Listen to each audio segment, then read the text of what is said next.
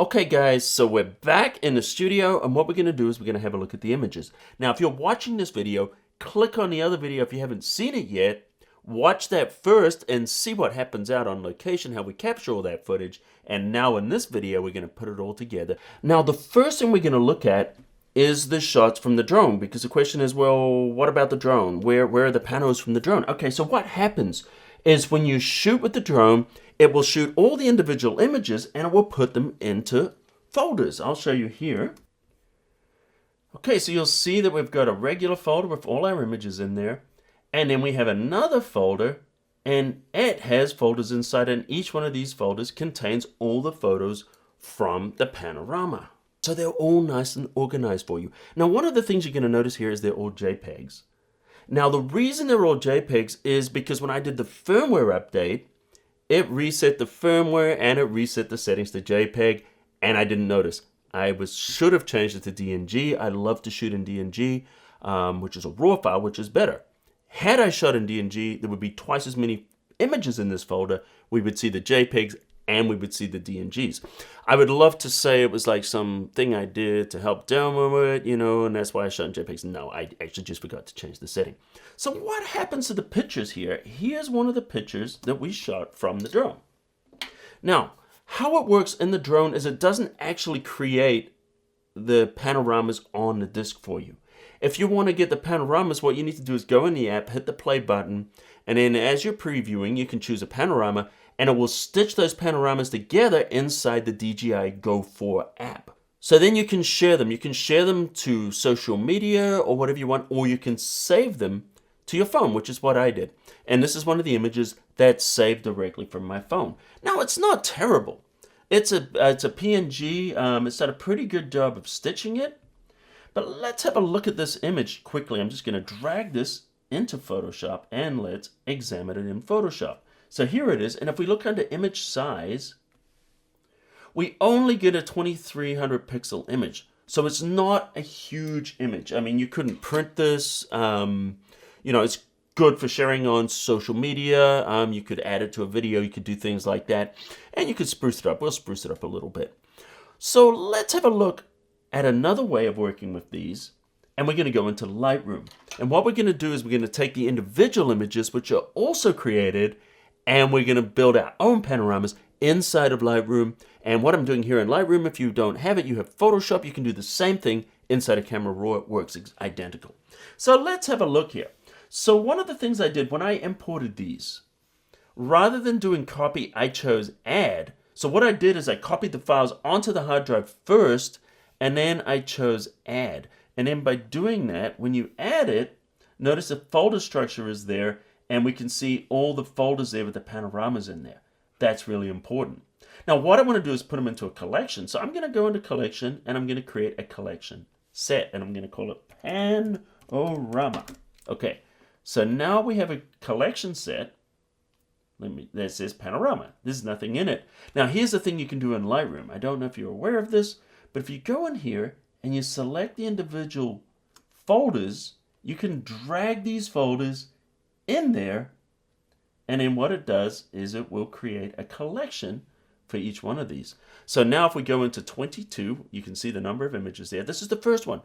This is us 180, and you can see all the images put together to create the 180. Now here's something I merged together just to see what the 180 would look like. And if we look at the metadata for this one, look at this. This is 13,000 pixels across. So this is a nice big panorama. So let's just go back to our grid view. And then, of course, the next one. We had some verticals. There's the middle. There it goes down, and there it goes up. And here's one that I merged together inside of Lightroom. So here's the spherical one. The exposure is not very good on this one. I can't really use it, but you can see basically how it worked. There's 34 images. So then what we're going to do is, if you remember, we shot a regular one, then we shot one where we overexposed, and then we shot one where we underexposed. Let's put these together. So this is how we're going to do it. We're going to hit Control A. These are the regular exposures. We're going to select them all, and then we're just going to right click and choose to photo merge panorama. Okay, and you can see, there's where the images are stitched together. There's 9 images there. And we can see we get this weird shape. Now here's one of the things we can do is we can use boundary warp. And if we pull boundary warp out, it will stretch it out to fit. Here's the thing, did you ever get like silly putty or gum and imprint on it? And then as you kind of stretch it out, yeah, it's the same thing. Imagine we printed it out on a piece of gum and now we're stretching it out into a perfect rectangle. And that's what we're doing in the picture. So we're not losing any pixels and we're able to just stretch it out nicely. Now, if it looks warped around the edges, you could kind of hit auto crop and then pull that back a little bit. I just want to show you how this works. So we're going to click merge and then we're going to go to the next set. These are the ones that are overexposed. So we're just going to hit Control A or Command A to select them all. And then we're just going to right click, Photo Merge, Panorama. Even though this other one's merging, we can work on multiple ones at the same time. You can see there's a previous one happening. And then we want to set the boundary warp to exactly the same amount. In this case, it's 100. We're just going to click Merge. And let's go to the next one. Same process. Bingo. And then we're going to hit Merge. Okay, so now we've got our Pano images in there as well. So how are we going to find our Pano images without having to go through the folders? I'm going to show you an easy way to do that right now. All right, so the quick way to do this is to just go in here and we're just going to right click on these. And we're just going to set a flag. So we're flagging that one. Let's go into the next set. Let's find our Pano.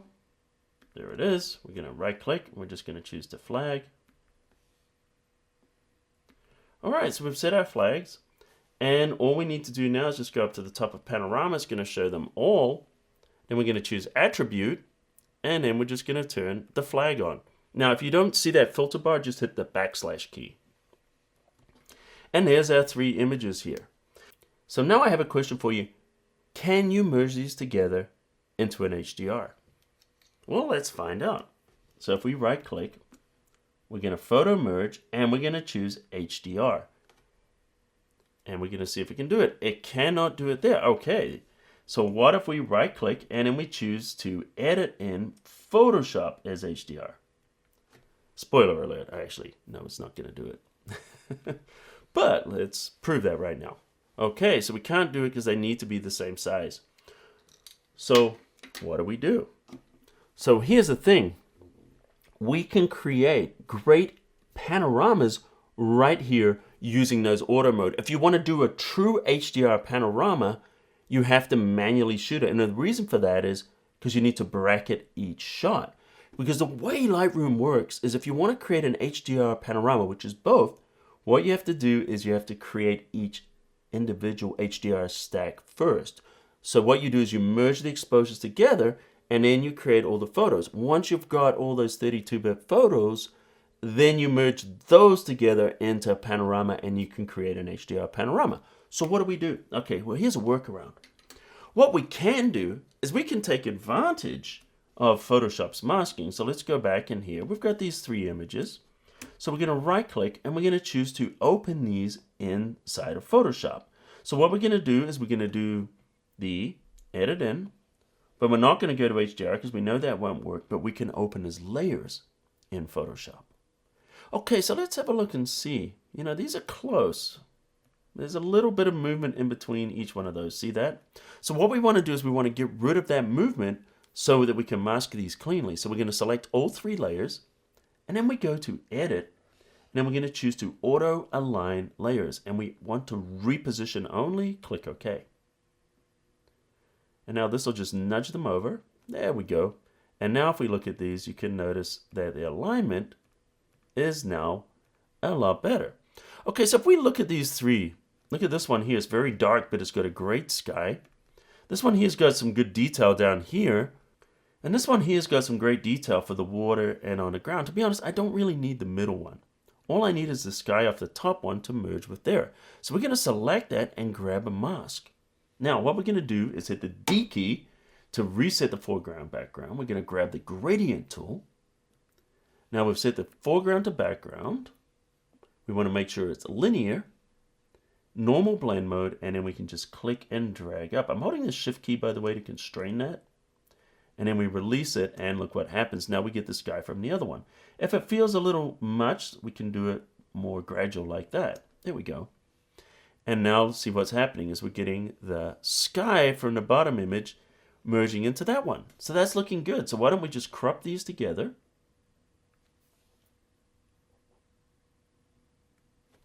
Hit the enter key.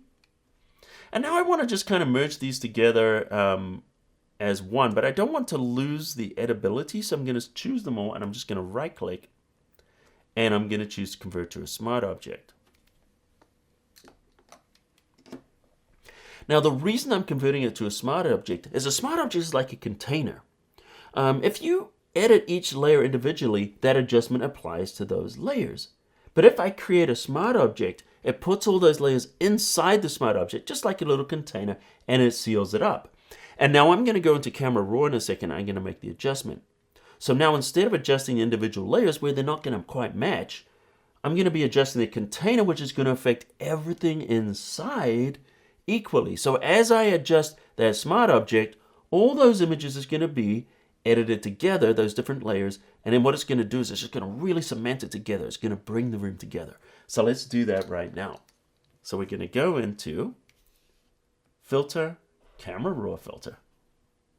And I like the way the lights are actually starting to show on there already. That's looking really nice. So we can play around with our exposure a little bit. Look at our histogram there. We've got some room to push those blacks in a little bit. And we can pull our whites up a bit more too if we like. See that? And because we were able to merge the ground and the sky together, we're able to get quite a decent amount of dynamic range there. Now if we want, we could pop the vibrance just a little bit. And we could even pop the clarity a little bit if we want. We really don't need to do a lot to this image. It's looking pretty good. What it looks like if I warm it up a little? What if I cool it down? I kind of like it on the cool side because we get this blue here which contrasts really nice with the sun reflecting off there. I'm just going to click OK. And there we go. We've got that one. And you can see, let's see how big this is. So we've got image size right now. And you can see that right now we've got 6,800 pixels. So this is nice and big and we can print it. So let's go back here. There's the one that we merged together inside of the DJI Go app. We can do a couple of quick adjustments to it. Let's do that. Camera Raw Filter. Something like this, we need to recover the sky. So I'm just going to push the highlights all the way in, pull the shadows out a little bit. Pop my whites, my blacks. Looking good. Maybe warm it up just a little touch. Punch of clarity and vibrance. And you know, I have tons of tutorials where I talk about my process, which is why I'm not spending a ton of time on it here. Let's take the gradient tool, drag that down, and maybe bring it up to about there. It's not bad. Let's go to the overall image, maybe make it slightly brighter. Click OK, and there we go. So we've got that before and after, and we've got the other one here. All right, so let's talk about my conclusion then. So we've just taken out the DJI Mavic Pro, and this will work for the same for the Phantom Pro and obviously the Spark. And we've tried the auto pan mode. In the past, I would fly up and I would point the copter, I would take a picture, rotate, picture, tilt the camera down, tilt the camera up, and build those layers. We're able to do this all automatically. So the thing is, if I don't need true HDR, like in a situation like this where I can just blend the different layers together, which is actually going to work a lot because a lot of the time the ground is too dark and the sky is too bright, particularly when you're getting near the end of the day, golden hour. I can get away with this with masking. If I've got a lot of detail and it's going to be very difficult, like maybe we're close and we've got a lot of trees and a lot of details in there and the masking is going to be difficult, I think I'm still going to do it the old way because that way I can bracket each shot and I can merge them together. So I feel like for me going forward, I'm going to do a combination of both. I'm going to use the auto modes to save a lot of time and snap a lot of panos. It's going to be great. But then when I've got a real masterpiece that I want to work on, I'm still going to do it manually because I want to bracket each shot. So anyway, you know, what do you guys think? I'd love to hear your thoughts about this if you tried out these modes. I personally think they're really useful and I'm excited the way the DJI is going forward. What I'd like to see though is I'd really like to see a couple of features. One of them, I'd love to be able to bracket each shot in a panorama. And the other feature I've really been dying for a long time is the ability to adjust the bracket. Because right now you only get 0.7 of a stop. That's less than 1 f-stops difference in each bracket. So as you know with the DJI, you've got 3 and you've got 5 shots you can do. I do 5 shots just because the 3 doesn't give me enough latitude because it's only -7 and +7. I get plus 1.4 and minus 1.4 if you do 5. So it creates a little bit more dynamic range. What does all that mean? More details in the highlights and more details in the shadows. Now, I'd love to be able to adjust that myself. Then I would take 3 shots. I would do 2 under, I would do 0, and then 2 over. Now, if this doesn't make sense, check out some of the other tutorials I have on HDR. I've been doing them for years. In fact, one of my first YouTube videos was on HDR. I've got tons of them on there. Check it out. It's a great technique. And you can see here, it gives you the same kind of effect we're doing here with the exposure blending. And you can get a very natural result, or you can go for a punchy stylized result. It's really up to you. So anyway, guys, thanks for watching. I hope you liked this video. If you did, smash that like button into dust, drop a comment, a question, etc. Let me know what you think. And until next time, I'll see you. Hang on. I was about to sign off. One quick thing. This Saturday, I'm going to be flying up to Nashville, Tennessee, and I'm going to be up there for a few days for Imaging USA. That's PPA, Professional Photographers America's international convention. That's a big convention they have once a year. And I'm going to be speaking on Sunday. I'm going to be doing a platform class talking about HDRs and panoramas using drones. So I'm going to be talking about strategies of shooting with drones and different techniques for merging and building HDRs and panoramas and HDR panoramas. And I'll go through the full, HDR panorama thing. I mean, I know I've got that in some of my training videos and stuff as well, but if you're there, you definitely want to check it out. Also, I'm going to be on the show floor for 3 days. I'm going to be in the cage. I'm going to be doing, I think 30 minutes a day, Sunday, Monday, and Tuesday, and I'm going to be flying drones in the cage and talking about strategies for shooting good photos and good videos with your drones. So anyway, guys, I hope you like that. And if you're not going to be there, I'm also going to be speaking at WPPI. It's going to be a different topic, but it's going to be on drones as well, and that's in February in Las Vegas. All right, I've said enough. So until next time, guys, I'll see you at the cafe.